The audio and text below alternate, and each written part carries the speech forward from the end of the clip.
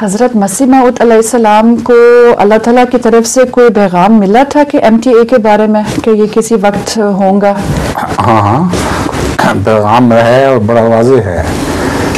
حضرت مسیح موعود علیہ السلام لکھتے ہیں ایک جگہ کہ یہ جو بیتوں کا نظام ہے کہ بیتیں لکھ کے بھیجی جاتی ہیں.